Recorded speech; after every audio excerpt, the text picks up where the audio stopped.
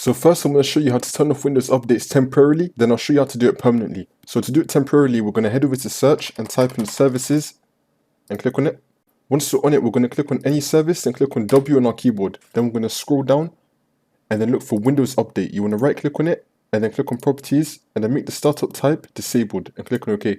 And then you want to right click on it again and then make sure that everything here is grayed out and it says disabled on the startup type. When you restart your computer, then this will automatically turn back on. So this is the method for temporarily. So now I'm going to show you permanently. To disable it permanently, we're going to head over to search and type in run. Then we're going to type in Regedit and click on enter. And then click on yes. You can follow everything I'll be doing up here. So once we're on it, we're going to expand HKey local machine. Then we're going to expand software. Then we're going to scroll down and then expand policies and then expand Microsoft. Then you want to expand Windows. After you expand Windows, we're going to right click on it and then click on new and then click on key.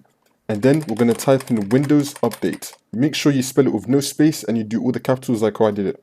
Once we do that, we're going to right click on Windows Update and then click on new and then click on key. Then we're going to type in AU and click on enter. Once we do that, we're going to click on the AU folder and then we're going to right click on the white space right here, click on new and then click on dword 32-bit value. After we do that, we're going to rename this to no auto update and spell it the same way how I did with no spaces. Once we do that, we're going to double click on it and then change the value data to 1 and click on OK. After you do this, restart your computer and the Windows updates will be disabled permanently. Make sure you click on restart. Don't shut down, click on restart.